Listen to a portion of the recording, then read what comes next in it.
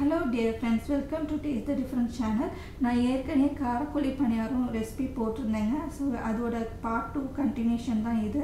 So அந்த video நீங்கள் பார்க்கணும் அப்படின்னு நினச்சிங்கன்னா அதோட லிங்க் நான் டிஸ்கிரிப்ஷனில் தரேன். அதில் தான் வந்து பணியார மாவு எப்படி தயார் பண்ணுறோங்கிறது இருக்குது. ஸோ அதுலேருந்து நம்ம பாதி மாவை எடுத்து தான் இன்றைக்கி வந்து இனிப்பு கோழி பணியாரம் செஞ்சு காமிக்க போகிறேன்.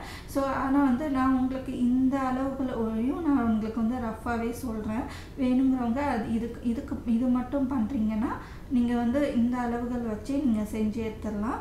ஸோ என்ன அளவுகள்னு பார்த்தீங்கன்னா 1 கப் பச்சரிசி, 1 கப் இட்லி அரிசி, 1 கப் உளுந்து பருப்பு, வெள்ளை உளுந்த பருப்பு, அதுக்கப்புறம் வந்து 1/2 டேபிள் ஸ்பூன் வெந்தயம். ஸோ இதெல்லாம் வந்து சேர்த்து போட்டு நல்லா கழுவி 6 மணி நேரம் நல்ல தண்ணியில் ஊற வச்சுக்கோங்க. அதுக்கப்புறம் அரைச்சிட்டு புளிக்க வச்சிங்கனாலே உங்களுக்கு சூப்பராக இந்த இனிப்பு பணியார மாவு வந்து கிடச்சிடும்.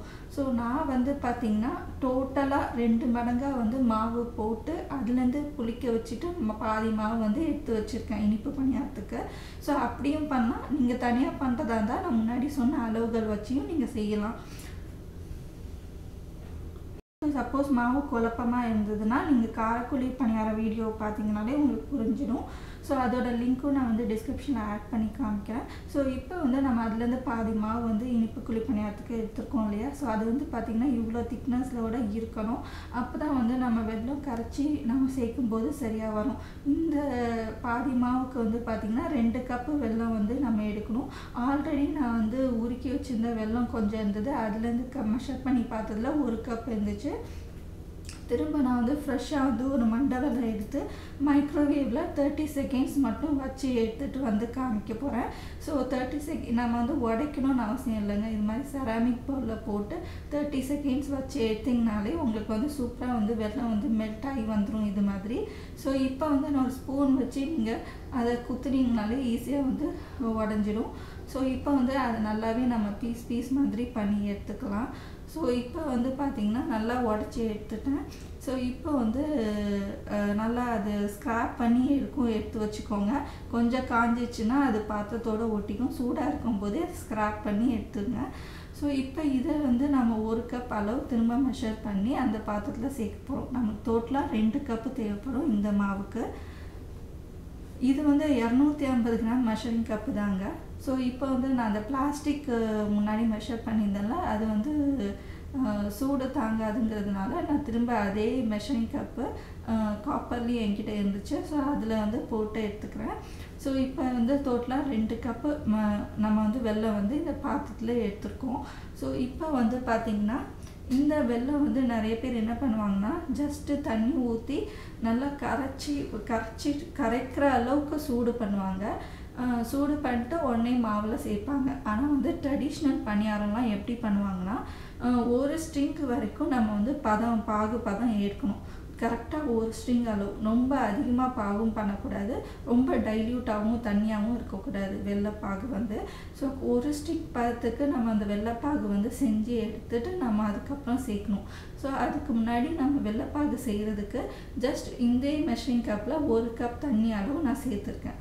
2 கப்பு வெல்லம், 1 கப் தண்ணி, இதை சேர்த்துட்டு நம்ம வந்து ஸ்டவ் மேலே வச்சு ஃபஸ்ட்டு இந்த வெள்ளை பீசஸ் எல்லாமே கரைச்சி எடுத்துக்கணும். கரைச்சின்னா ஜஸ்ட் ஒரு ஸ்பூன் வச்சு நான் மிக்ஸ் பண்ணிட்டே இருந்தீங்கனாலே கரைஞ்சிடும்.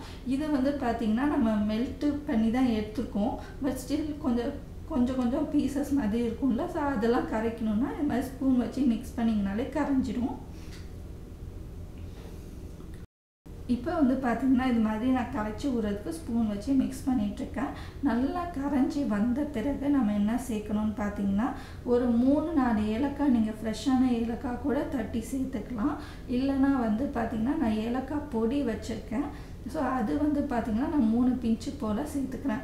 சப்போஸ் நீங்கள் ஃப்ரெஷ்ஷான ஏலக்காய் தட்டி சேர்க்குறீங்கன்னா அதோட இலையை மட்டும் சேர்க்காதீங்க. அது வந்து நீங்கள் பணியாரம் சாப்பிடும்போது வாயில் கடிப்படும். அது வந்து ஒரு மாதிரி ரொம்ப ரொம்ப ஒரு மாதிரி ஃப்ளேவரஃபுல்லாக இருக்கும். ஸோ அதனால அந்த இலையை மட்டும் சேர்க்காம அந்த தூளை மட்டும் சேர்த்துக்கோங்க.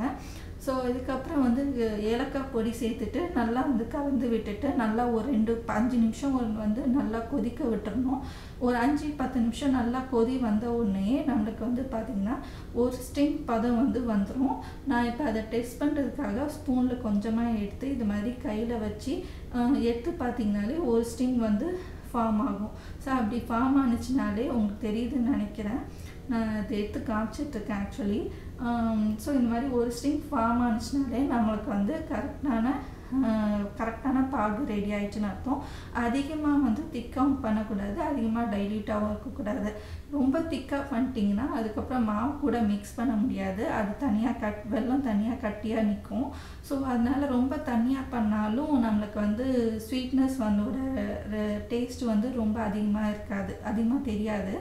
ஸோ அதனால் நம்ம இந்த அளவுக்கு நம்ம ஒரு ஸ்டிங் வரைக்கும் வச்சுட்டு நம்ம வந்து இப்போ ஸ்டவ்வை ஆஃப் பண்ணிவிட்டு இதை கம்ப்ளீட்டாக ஆற வச்சு எடுத்துக்கலாம்.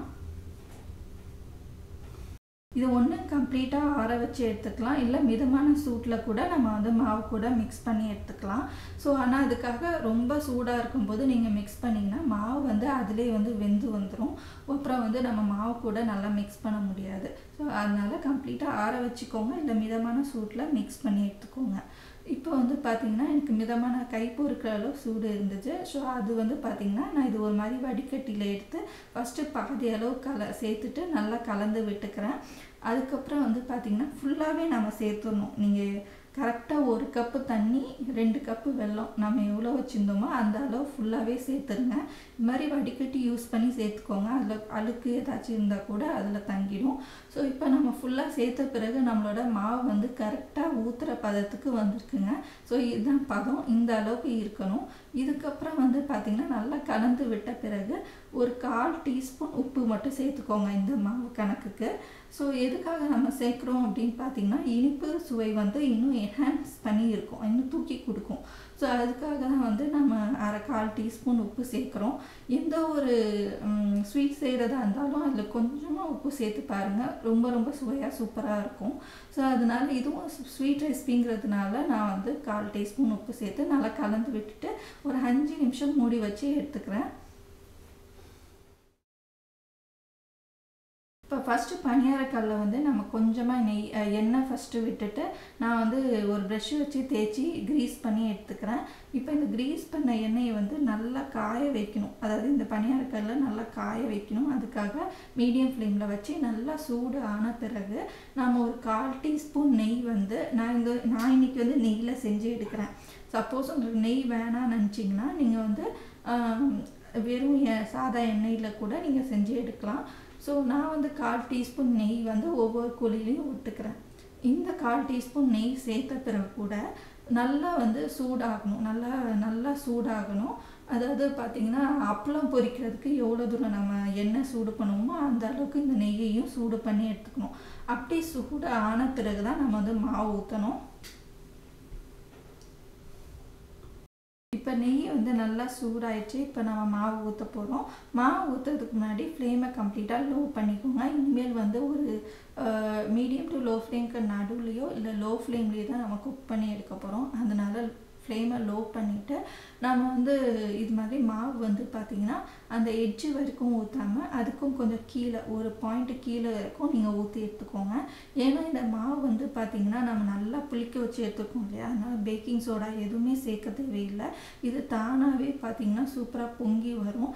பொங்கி வந்து நம்மளுக்கு வந்து நல்லாவே ஹோல்ஸ் ஃபார்ம் ஆகி நல்லாவே வந்து அந்த புளிச்சதுக்கான அந்த இது வந்து இதிலே தெரிஞ்சிடும். பார்த்திங்கனாலே தெரியுது, பார்த்திங்களா, நல்லா ஹோல்ஸ் ஃபார்ம் ஆகுது. அதே சமயம் இன்னும் கொஞ்சம் நேரத்தில் பொங்கி வரும். அதனால பார்த்திங்கன்னா இந்த எட்ஜுக்கும் கொஞ்சம் கீழே ஊற்றினீங்கன்னா கரெக்டாக இருக்கும். ஸோ இப்போ வந்து பார்த்திங்கன்னா நம்ம ஃப்ளேம் வந்து மீடியம் டு லோ ஃப்ளேம்க்கு நடுவில் தான் வச்சு குக் பண்ணி எடுக்கணும். அப்போ தான் வந்து பார்த்திங்கன்னா நம்மளுக்கு உள்ளேயும் நல்லா வெந்து வரும். அதே சமயம் நம்மளுக்கு வெளியிலையும் வந்து ரொம்ப ப்ரௌனிஷ் ஆகாமல் கரெக்டான ஸ்டேஜில் இருக்கும். நான் ஒரு 3 நிமிஷத்துக்கு அந்த ரேஞ்சில் வந்து குக் பண்ணி எடுத்துக்கிறேன். ஸோ அதுக்கப்புறம் பார்த்தீங்கன்னா நான் ஒரு 2 ஸ்பூன் வச்சு இது மாதிரி திருப்பி போட்டு எடுத்துக்கிறேன். எனக்கு வந்து ஸ்பூன்லேயே நான் திருப்பி போட்டு எனக்கு பழக்கமாயிடுச்சுங்க. உங்களுக்கு குச்சியில் வருது அப்படின்னு நினச்சிங்கன்னா பண்ணிக்கோங்க. பட் மோஸ்ட்டாக ஸ்வீட் குழி பணியாரத்துக்கு ஸ்பூன்லேயே திருப்பி போட்டிங்கன்னா உங்களுக்கு பெட்டராக வந்து திருப்ப முடியும். ஏன்னா வந்து இதில் வந்து வெல்லம் இருக்கிறதுனால உடனே வந்து அந்த கல்லோட ஒட்டிக்கும். ஸோ அதனால் பார்த்தீங்கன்னா ஸ்பூனில் திருப்பினீங்கன்னா உங்களுக்கு கரெக்டாக இருக்கும்.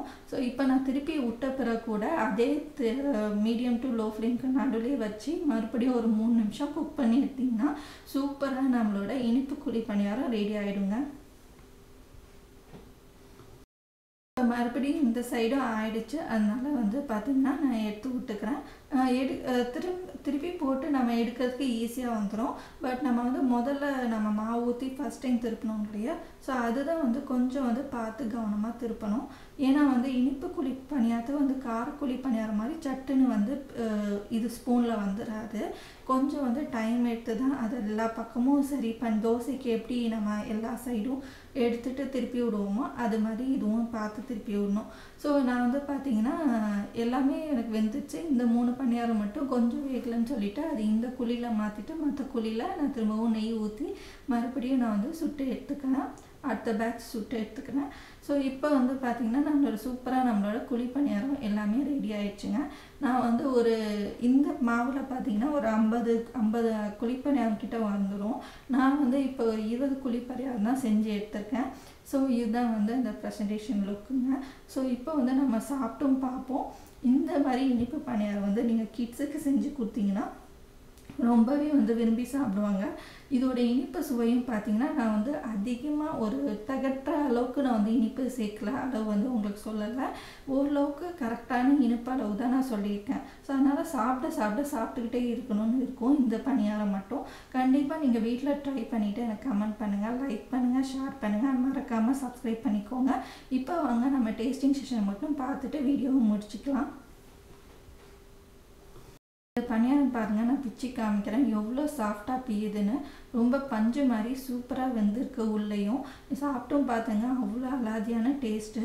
அதோட ஏலக்காய் வாசம், அதில் இந்த இனிப்போட டேஸ்ட்டு எல்லாமே வந்து சூப்பராக இருந்துச்சு. கண்டிப்பாக நீங்கள் ட்ரை பண்ணிவிட்டு எனக்கு கமெண்ட் பண்ணுங்கள் ஃப்ரெண்ட்ஸ். தேங்க்யூ. அந்த காரக்குழி பணியாரத்தோட லிங்க்கும் நான் டிஸ்கிரிப்ஷனில் ஆட் பண்ணுறேன். அதுவுமே சூப்பராக வந்துருந்துச்சு. அதெல்லாம் பார்த்தீங்கன்னா நீங்கள் பிரேக்ஃபாஸ்ட்டுக்கு டின்னருக்கே வந்து சர்வ் பண்ணலாம். கண்டிப்பாக அதையும் ட்ரை பண்ணி பாருங்கள். Thank you friends.